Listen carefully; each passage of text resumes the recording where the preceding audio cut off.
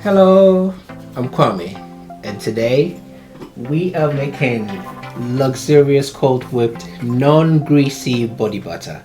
So if you've ever tried making body butters, one of the issues you run into almost immediately is just the butters always come out feeling a bit greasy or just a bit oily on the skin. I'm going to show you this amazing ingredient that you should be adding to your product. It's 100% plant-based. If you haven't been using this, you are 100% missing out. You should definitely try this. You will not be disappointed. Just stay tuned. We're using some shea butter. Obviously, I've got about 2 pounds of shea butter in here. The shea butter comes from my Amazon business. Check it out, Shea Farms. If you ever need to get some shea butter, you will not be disappointed. And we added about 3 tablespoons of coconut oil. We also are adding some turmeric or turmeric. Now, I've always called it turmeric. If you can, I think it might be pronounced turmeric, so you can correct me if I'm wrong. It's definitely a strong earthly smell, so we do not add too much. We're only adding about 0.5 tablespoons, or just half a tablespoon basically.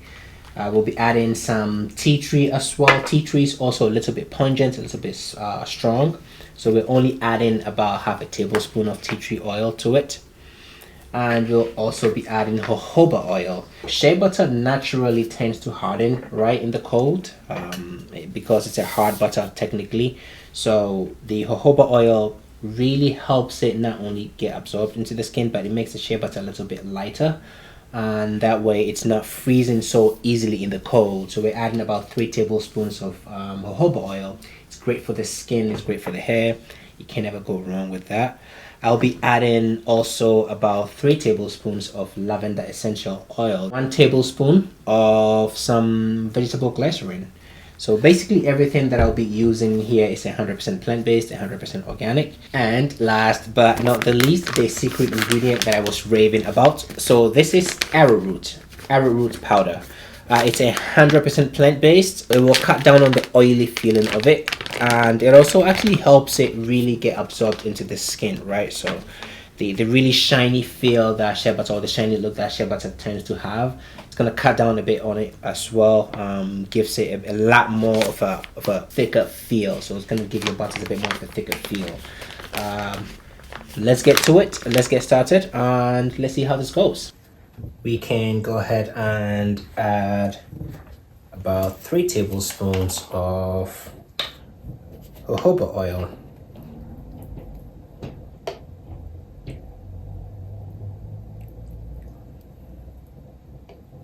And once I add this, I'm also going to be adding 3 tablespoons of lavender oil.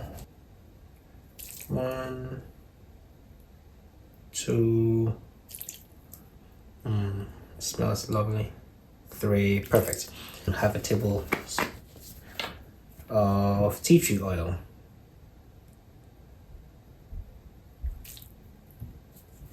Some vegetable glycerin. Then we can start mixing it up with the egg beater. Perfect. Now, a little trick that I learned over the years, because you learn not to make so much mess as you do these things, is to actually just, work it in just a little bit, because you don't want to start the egg beater right away into it. It's just going to splatter all over the place and get it on you. So you just want to work it in just a little bit first. That way you actually get all the splatter bits of it mixed up with the shea butter. Perfect. Okay, it looks like we've got a decent mix here. Let's just do it for about 30 more seconds. And you can see obviously the shea butter is really nice and soft. We do a really awesome job of sourcing directly from the source. We do not do any co-op. We do not purchase from any businesses. We purchase directly from the source. My brother handles all the sourcing. He basically goes to the northern region of Ghana and talk directly to the local producers, the women that produce the shea butter, and he's able to find those that not only make it with clean and sustainable practices, but those who actually produce, who earn the income, the money that they get paid basically stays with them there, so that they're not working for any organizations that will, to be honest with you, at the end of the day, take most of the money, right? Because the people who work for the organizations have to be paid. So at the end of the day, it's better to source directly from the source. Okay, I think this is ready. So I'm going to start working the egg whisker just for a little bit. And then I will put it into the KitchenAid to make the process faster.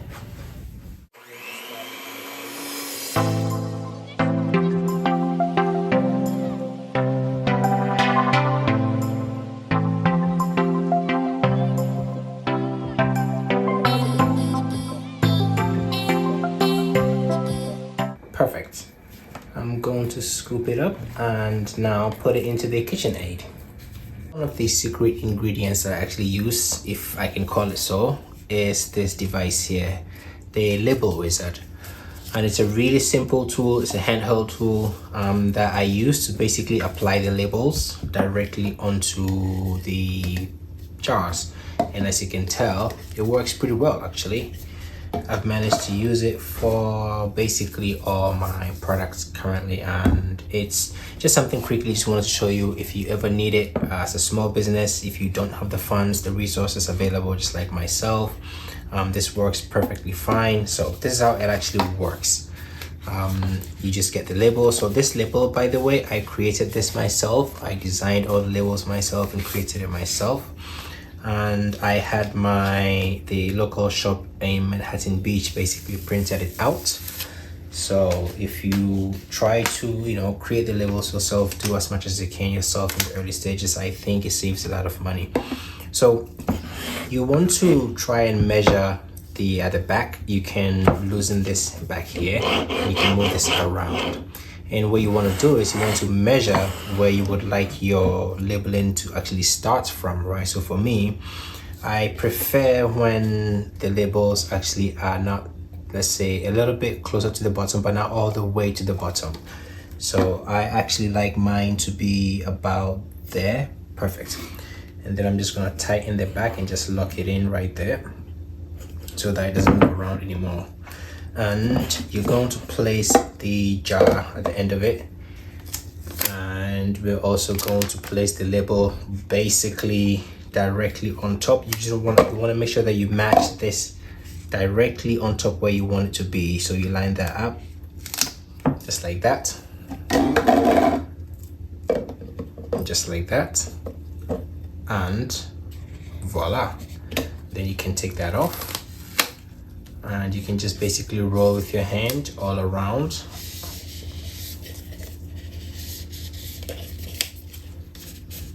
And that's it. It pretty much does everything for you. The labeling is really simple. It's very effective. It's a very simple, a really cheap tool actually as well. If you don't have the funds, like I mentioned, this will save you a lot of time. It works very well for me. So anyway, just wanted to show you that briefly. And also the second tool that I want to show you, I suppose I'm giving you all my secret ingredients today, will be this device here. So it's a KitchenAid actually. It's what I use basically for all of my blending and all of my body butters. Let me face it here so you can actually see this. The most recent tool that I actually purchased. It is a little bit on the pricier side, so if you currently do not have the funds, I get it. But if you can't afford it, this will definitely save you a lot of time as well. Instead of doing the hand mixer, the hand mixer is fine, but after a while you will feel that your arms are beginning to get a bit tired pretty much. So this will save you a lot of time. The stand mixer or the KitchenAid is pretty much automatic. As you can see, it has about 6 speed currently, and it has a pulsating feature as well to it.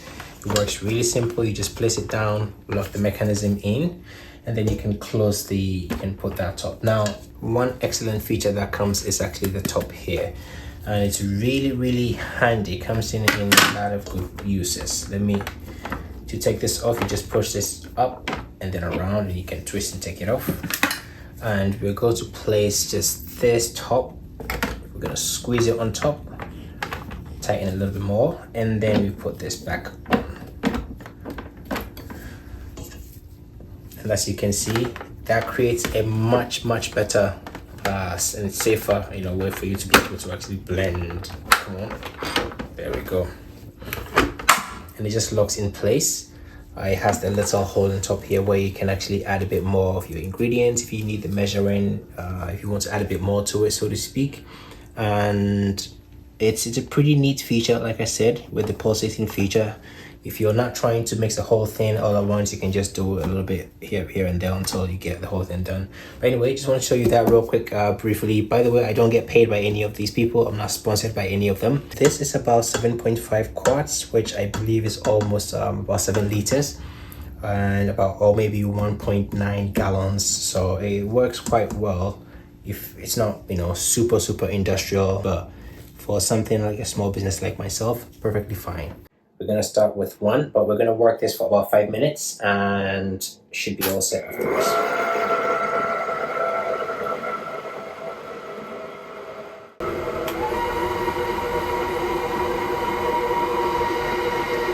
Okay, so now I'm going to add about 2 scoops of arrowroot powder. And this right here, like I mentioned, will drastically cut down on just the greasiness of the body butter. It's going to give it a very silky, smooth feeling. So if you ever use it in your body butters, you can be rest assured you're using a product that is not going to cause any harm to you. Let's just make sure that we are being careful. That way we're not spilling this everywhere. Now I'm going to start this at the very lowest speed on 1. Just to make sure that it's not splattering everywhere, because I have done that before and had that splatter everywhere. I do not want to be cleaning up tonight, so let's get this started just on 1, gently. Actually, you know what? Let's just pulse it just for a little bit. Perfect. And then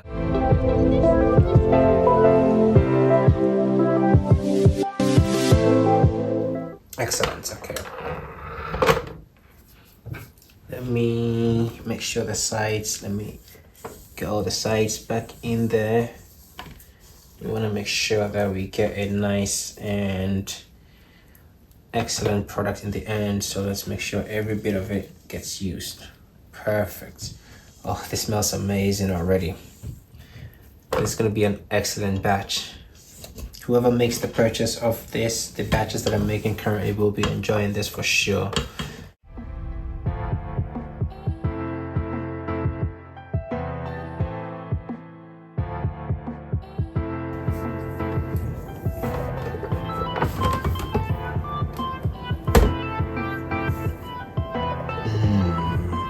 Perfect. It smells amazing. Okay, let me move this a little bit to the sides. First, let's do this to make sure we're getting all the butter out of this. I want to be careful so we're not making too much of a mess.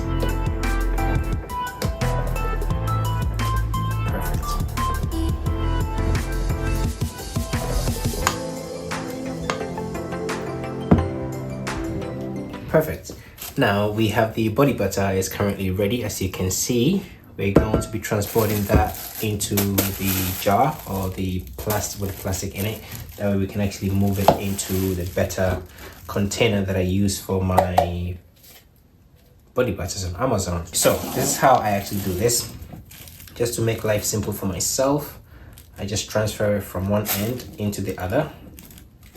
Just simple and easy.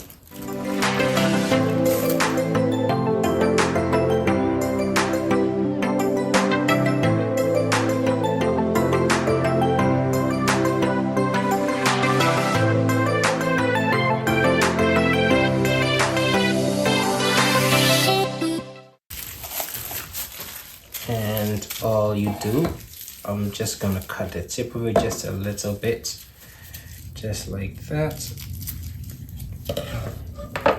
And then I can just now squeeze gently into.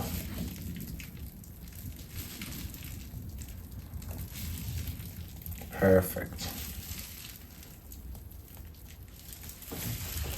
and we want to tap on at the bottom just a little bit to make sure we get everything settling down. Once again, you can fluff this up a little bit more, but I prefer to just make it a little bit thick like this. That way the customer's actually getting at least 14 ounces instead of the, because when you fluff it up, you're not going to be able to fit as much product in there. Perfect. Let's fill up a little bit some more to the brim. Excellent.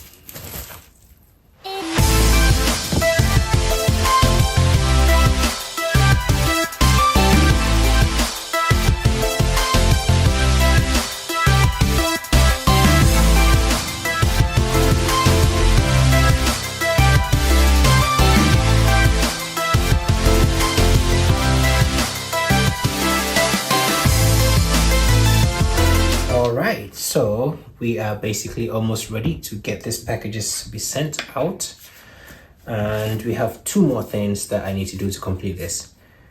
One, I need to put the heat protective on there, right, so that it seals the body butter completely in there. There are two ways that you can actually do this. I can just apply pressure directly on it once I put it on there, just like that, and basically seals it on, and then I can just seal the top of the container on it, and that's it, it's sealed. Or I can also put the adhesive into the container cap, right, the top of it, and then you just seal that on the top, on the cap, screw that in. Make sure you squeeze it a little bit nice and tight, that way the pressure basically makes and forces it and then seals it in, and just like that, it's also sealed up. So you have multiple ways that you can do this, but at least this gives you an idea. To be honest, I kind of just prefer applying the pressure directly myself. I think it's simpler, it's easier, it's a lot faster as well in my opinion. And just like that, it's basically done. Perfect. Now I have one last thing that I need to do to make sure this is ready to be sent out, and that is the shrink band. So we're going to put the shrink band around on each and every one of these. It ensures that the product is not opened up before the customer gets the package, and only the customer gets to open the package.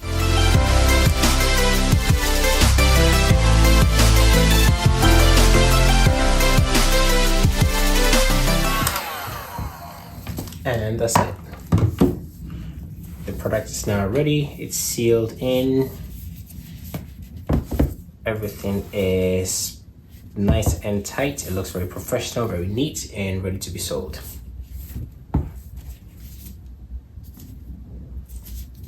As you can tell, it's a really simple recipe, and anyone can use this recipe. It's very easy to make as well, right? You can basically do it at home, try it out, DIY yourself. Pretty much you can make a whole bunch of it. If you don't have the time and you want to get the one that I make as well on Amazon, it's just Shea Farms, amazon.com/Shea Farms. You can also Google it as well, it should pop up. And you can get one of these, only $16.99. It's a very cheap price. So let me put a little bit on my skin just to show you what the product actually looks like. Now you can see it drastically reduces the shine and the greasiness of it. It's still really soft and smooth, so your hands and your skin is still going to benefit from the moisturizing awesomeness of this. Oh, it smells amazing. Perfect. You see that? You can already tell my skin already looks and feels way better. It's a really simple recipe. Try it out. Do not forget to subscribe and like if you found this useful. I'm actually going to make a video soon of how I source all the body butters, all the shea butters, and the African black soap as well. So do stay tuned. And I hope you enjoyed it.